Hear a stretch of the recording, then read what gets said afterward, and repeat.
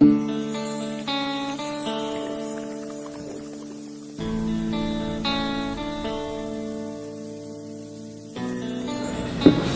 you, Mr. Speaker. And with your leave, I rise to make my contribution in support of this bill, shortly entitled the Freedom of Information Bill 2018. Mr. Speaker, the Freedom of Information Bill, which has been laid before this Honorable House September of 2015, have had much discussion and public debate already. Before its tabling, we know during the campaign, we would have had much discussion on the need for such a bill. Most of the discussion and debate on this bill focused on, though importantly, focused on openness, transparency, and accountability, with an aim of mitigating corruption and providing the general public with the ability to request documents and other materials held by all government agencies and other agencies receiving public funds. And Mr. Speaker, I do agree that yes, it is important in the best interest of the public to be able to achieve this state of openness and transparency, and that our government remains accountable to the people they serve. The AG, in giving his, as he moved this particular bill, he would even spoken to or given us an idea of the fact that our Constitution gives us the right in Section 12 to have that freedom of expression and freedom to receive ideas and information. And that laid the basis of us moving towards the safe passage of this bill. However, just as many other times that I've spoken in this Honorable House, I would like to take a different perspective, or look at this bill from a different point of view and speak to another benefit of this law, which I believe is equally as important as this. And it is the fact that what this bill will do is truly allow all citizens the basic human right of access to information, which in turn would allow us to create a society, or rather a more inclusive, knowledge-based society, thus reaping the benefit of better engagement, as citizens would be able to have that added benefit of being able to have more informed dialogue and participation. And so when I thought about and tried to do some more research on this bill, I came across some information on UNESCO's website, because UNESCO has been mandated to ensure that this Freedom of Information Act is passed throughout all countries for which they have jurisdiction in assisting with being able to have freedom of information more freely accessible. And when I looked at it, I saw where it says that freedom of information can aid in the development of inclusive knowledge societies. It went further and said that in the past, information and knowledge have, and I'm quoting, have too often been the preserve of powerful social and economic groups. Inclusive knowledge societies are those in which everyone has access to the information that she or he needs and to the skills required to turn that information into knowledge that is of practical use in her or his life. The key words that I pull from this piece, Mr. Speaker, is where it says access to information that she or he needs and to the skills required to turn that information into knowledge that is of practical use in her or his life. Mr. Speaker, to me this suggests then that through this bill, once passed into law, citizens will have access to information which would allow them to have greater knowledge about programs, about policies, about fundings that's available, things that they can use to positively affect themselves, their families, their communities, the country as a whole. Mr. Speaker, we speak a lot about empowerment and the importance of empowering the common man. Well, I do believe that this bill is actually a clear tool which would aid in empowerment, as it gives individuals the necessary backing of the law to go and seek the information that can assist them in taking the next steps towards, for example, starting their own business or going into some other venture that would then have an impact on their own lives, the lives of their families and communities, as I said earlier. And with all of this information, then there will no longer be the idea that this information is for the preserve of the powerful social or economic groups. No more will we hear the excuse that I didn't know. And you know how we have the chitter-chatter in our communities that, it's only a certain select few have this information on. It's not everybody was privy. I couldn't be a part of that investment. I couldn't be a part of that development because I didn't know. That excuse will be removed.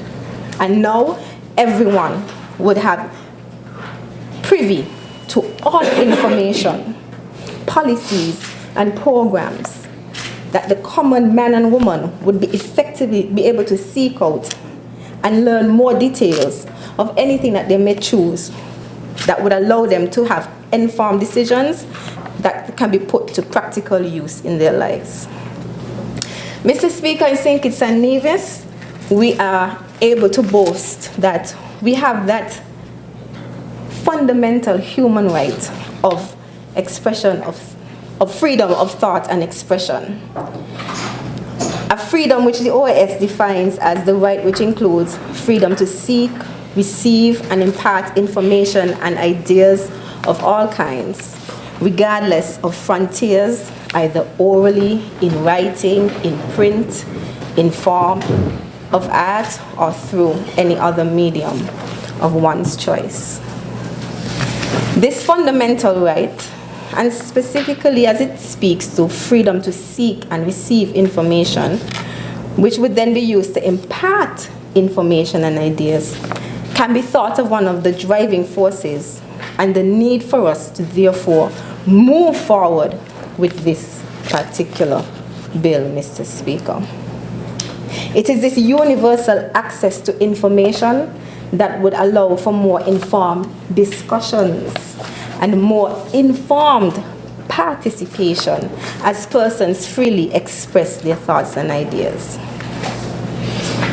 However, we are also aware of the fact that in most instances, this freedom of expression tends to be mostly based on hearsay, personal opinions, information that's most often than not grounded in facts. I mean, we listen to the talk shows every day, we go onto social media, and I would admit that I cringe at the misinformation that leads many of these discussions, simply because people just don't know, or they're just going based on what someone else might have said to them. And you have to remember that everybody have their own personal agendas. And so when they feed you some information, it's not necessarily the information is correct and true. And so now with this bill, we will be able to have access to that information. I am therefore thankful that this bill is being debated here today, and I am giving this bill my complete and full support, as I do believe that freedom of expression is a fundamental right, but it should be based on informed data versus assumptions and misguided information. I therefore implore us all to see this bill, therefore, for what it truly brings to the fore, and for the kind of the kind of community that we will be creating, the kind of St. Kitts Nevis that we will be operating under. We will be creating a St. Kitts and Nevis that operates transparently and creating an atmosphere where decision making would forge trust. Persons will have information that they can then use to highlight problems that may have previously gone unnoticed and even allow for alternative solutions to be proposed, thereby increasing efficiency and effectiveness. And I would say the AG did that just this morning, even before the passage of this bill, by passing on the information with the changes so that they can be debated. That's what I call being able to be part of the decision making in a more open way. This bill will create an atmosphere where the citizens can have more informed participation on whichever public concern they may have. The bill, once passed into law, would give everyone the ability to do the necessary research and be provided with more details on matters of national and personal interest. I would therefore urge all citizens to seize the opportunity that is before them once this bill becomes operational. Request the information that would allow you to be more informed on matters of state. And remember, don't just leave it up to the journalists to do their own research. I probably will be beaten for this, but inject their own biases into the information and then pass that information to you. Instead, now you have the opportunity to get the information on your own and be able to conclude from that information what is true, what is false, and therefore be more informed and be therefore better able to participate. But this bill not only fulfills our requirements locally in being able to have more information and having a more informed society, but also it would allow us to be able to share that information across regional or even other international agencies, countries, in efforts to assist with better coordination of efforts. And so we should also be mindful that it also meets our regional and international obligations. Once passed, as would have been indicated by the Honorable Senator Phipps, St. Kitts and Nevis will join other countries such as Antigua and Barbuda, Jamaica, Trinidad and Tobago, St. Vincent and the Grenadines, and others who have already passed such legislation in keeping with our regional and international commitments on access to information. Another thought that is in the air right now, you can say, is that of sustainability and being able to achieve our sustainability goals, sustainable development goals. And it was just in March 4th of this year that we learned that there is an ECLAC agreement made during the 9th meeting of the negotiating committee of the regional agreement on access to information, participation, and justice in environmental matters, where the participating countries adopted the first legally binding regional agreement to protect the rights of access to information, public participation, and access to justice in environmental matters. A sure step towards being able to collectively achieve our sustainable development goals, and in particular, it would be goal 6, which is clean water, 7, affordable and clean energy, 13, climate action, 14, life below water, 15, life on land, and to some extent 11 and 12 as well. And in passing this bill, it would therefore ensure that St. Kitts and Nevis would be able to be a participant in this arrangement with ECLAC, as we are one of the 33 nations who participate or who are a part of ECLAC. But of course, with all of this freedom of information and persons being able to access the information freely, there would be some hesitation as to the type of information that can be disclosed or level of detail of information that can be disclosed.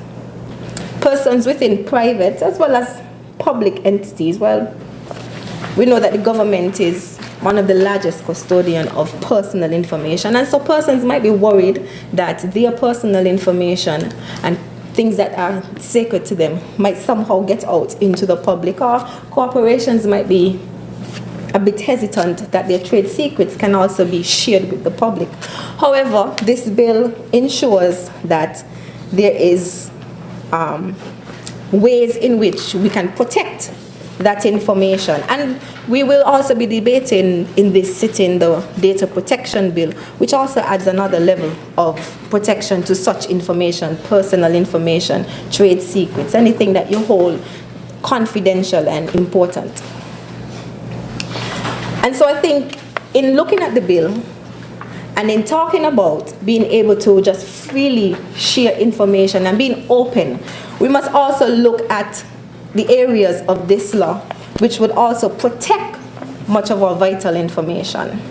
In Part 4 of this bill, it clearly outlines the exceptions to the disclosure of information. And if we look at Section 26, which speaks to personal information, it will clearly say that we could not expect to be, so you can't just go in and say you want to receive personal information on third party. This law on third parties. So for instance, if the hospital is holding personal information for me, you can't come and expect the hospital to give you my personal information. In Section 26, it protects against that. Yeah. And I know persons, once they hear that I am now able to freely access information, there are many persons who would try to get information that they would then use for unscrupulous means. And so that is why it's important that this part 4, has been put in place. Let's take, for instance, even legal privilege, which is Section 27. And it states that where the information is privileged from production in legal proceedings unless the person entitled to the privilege has waived it. So it means that if there are legal reasons for having this information, I can't just come in and get this information from you. If I am the one who provided that information, I have to give consent that that information can be freely used for other means. There is also Section 28, which looks at commercial and confidential information, and that is where trade secrets come into play.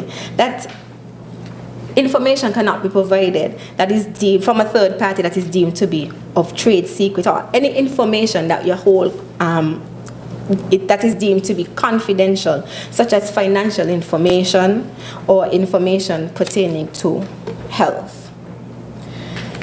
The other sections within 4, which were already spoken to by the mover as well as the seconder, speaks to health and safety. You can't just go and receive information concerning medical files of information of individuals. And then even more importantly, law enforcement. You can't expect to go to the police and ask them for information that can cause serious prejudice to the prevention and detection of crime, the apprehension or prosecution of offenders, the administration of justice. All of these things still need to be protected. And so yes, we are opening up the information or we are opening up data to be freely shared and given, but it's within reason, because we know that there can also be other effects of just freely sharing information, such as defense and security. We want to ensure that anything that may cause national security, a serious prejudice to the defense of our national security, would not be given out just to anybody in the public. Or even if we look at information related to our sustainable development, if it pertains to some type of information necessary for our continued economic growth, we can't just give that information out to the public. And again, I mean, we already know that these things are confidential in a sense, but it still spells it out that you can't expect to come and get the briefings of cabinet, because I know there are persons who are going to probably try to say, well, I want to know what y'all discussed in cabinet on Monday as it pertains to X or Y decision. And so this bill will also make sure we protect against that. And so even as we set about to build a knowledge society, a more informed general public, we'll all agree that there are some information that must remain confidential. And within this act, we see some efforts to protect the disclosure of information when disclosure may cause some adverse effects to an individual, entity, or the state. We should also note that in today's sitting, as I would have said earlier, we would also be looking at or debating the Data Protection Bill, which I believe works in tandem with the Freedom of Information Act. And it allows us to add another layer of protection of personal data, ensuring that personal data of individuals is not disclosed and therefore used for unscrupulous reasons. Mr. Speaker, the Freedom of Information Act is of great benefit to any country. Being able to have an act that provides for transparency, openness, and accountability should be welcome. But the added benefit of creating a knowledge society gives added credence to this act. Mr. Speaker, in order for us to be able to achieve this desired outcome of this legislation, of course, there would have to be other mechanisms that would have to be put in place for storing information and easily retrieving this information. And so I would expect, and I heard the AG speak of it when he was moving this bill, that there will be more in the development of ICTs within the public sector, and that, of course, is welcomed. Making our government departments move away from manual processing to the use of technology when conducting business. And as someone in IT, of course, I'm always excited when we move more towards technology, and because I do understand how technology can make anything work more efficiently. And of course, this would also mean that the necessary security mechanisms should also be in place to protect this information. And I know that in the sitting, the Data Protection Bill, which we would speak to, will also create that level of security as it pertains to the storage of information. And so, Mr. Speaker, with those few words, I would like to wish the Freedom of Information Act 2018 safe passage through this honorable House. May it please you, Mr. Speaker. Stay up to date with news, programs, and activities of the government with SKNIS.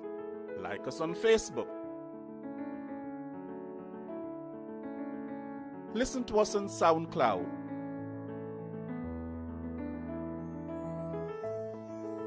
Follow us on Twitter. And watch our videos on YouTube. Connect with us today. SKNIS, St. Kitts and Nevis Information Service.